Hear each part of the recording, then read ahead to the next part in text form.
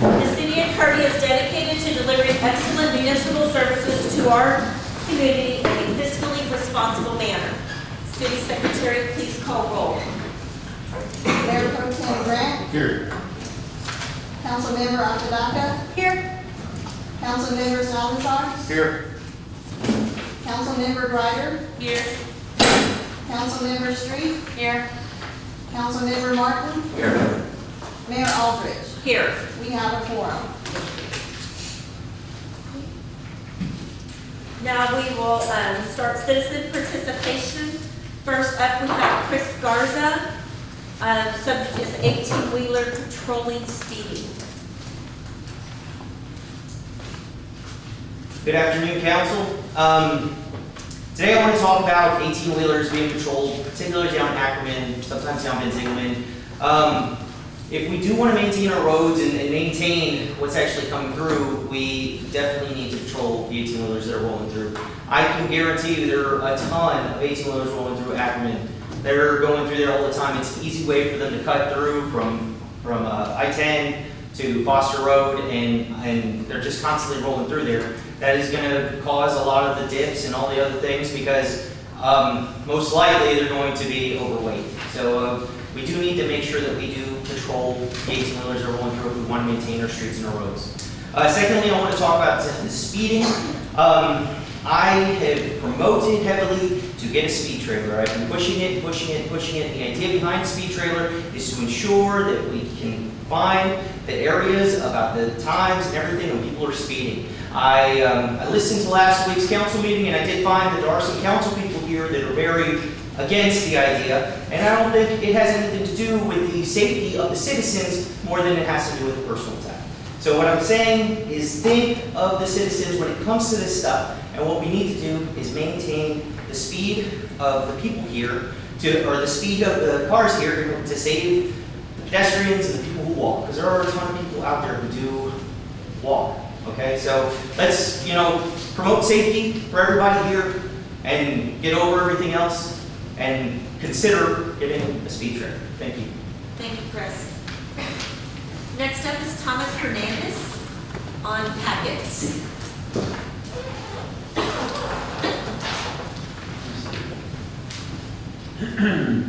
Hello, everyone. Let's change to the packet for the council members, whether to be printed or not. I was asked about it, and all I can say was that when I was up there, I appreciated the printings. I used them to write on, keep track of the meeting itself quickly, because sometimes the mayor doesn't want to stay in the order that's being there, steps there, and then want to get some more stuff first. It's easier to follow along with that when you have the documents there in the packet versus trying to scroll through a little machine that you're trying to look at a little window and find what you need. So, on your other tab, I would suggest that you all keep those packets, as I'm sure for the newer folks, it would deeply help them. Because I know that the seniors veterans that go are really good at probably looking at the process. So, with that, thank you. Thank you, Thomas. Next, we will move on to 6A, discussion and direction on City of Kirby street maintenance and funding.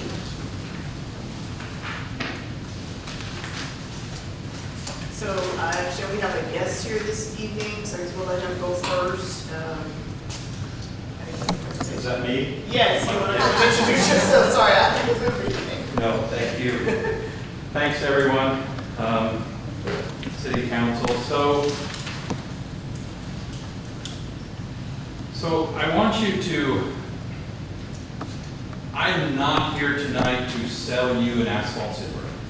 The goal tonight is to discuss roads and how other cities and towns in Texas are fixing their roads and see if that might be of help to you all. So what I want to do is just start with a little presentation, and there's a couple videos in there, stuff like that, but feel free I don't have a formal discussion or an outline or whatever. If you have questions, just ask questions. Hopefully in the next 15, 20 minutes or whatever, you'll learn a little bit more about roads, and we'll see if that helps you all or not. Sound good? All right. So I'm guessing this little clicker just does this and it goes to the next one, right, Patty? Yes. Perfect. All right, so a little bit about Zipper. Just so you know, we do have thousands of asphalt zipper owners across the country. Most of them are cities and counties that are looking for a way they can get better roads. So let's get to, there's Texas. You can see we have quite a few asphalt zipper owners. There's probably 80 municipalities in Texas that are your guys' size or smaller that own asphalt zippers. I know I said I'm not here to sell you an asphalt zipper, and that's all I said the first 3 slides, but let's hang on a second, let's see. Okay, so is volume on this too, Patty? Do you know? No, I have volume here, but it won't TV. show up on You here. turn the TV volume up. Okay, so this first little video, I think it's about 3 minutes long. It talks about how you fix a road. Most people think that fixing a road is basically, let's take out the old asphalt and put in new asphalt. And that's not really fixing the road. Fixing the road means fix the road from the bottom up, not from the top down, if you really want to fix it. Sometimes you just have budgets and you just got to do crack sealing or overlays or things like that. But this is going to explain how roads are really fixed from the bottom up by fixing the base and getting a longer lasting repair. So let's go ahead and let's go for it. Thought that might happen. There we go.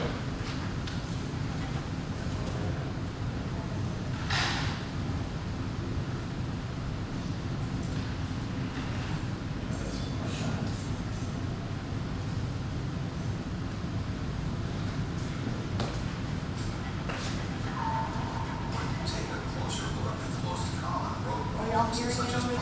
No, it's not here. I'm kind of deaf, so that doesn't work. I could kind of explain it.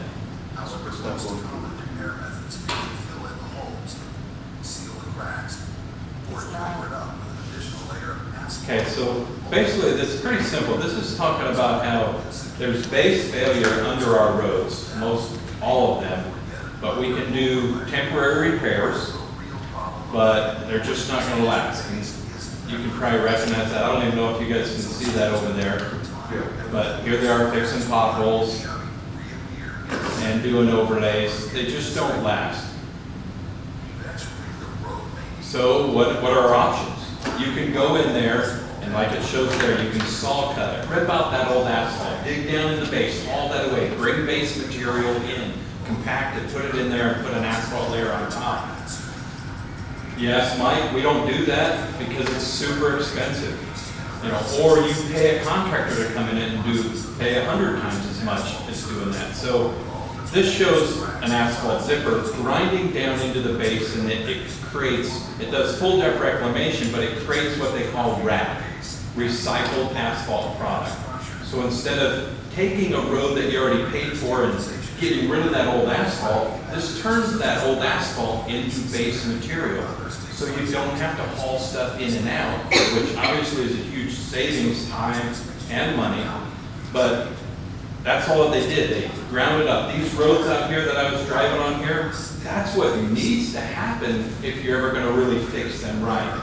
Is whether it's an asphalt zipper or some huge reclaimer or something like that, it needs to come in and re-grind all that stuff up together and create recycled asphalt product that you can use as base on that road.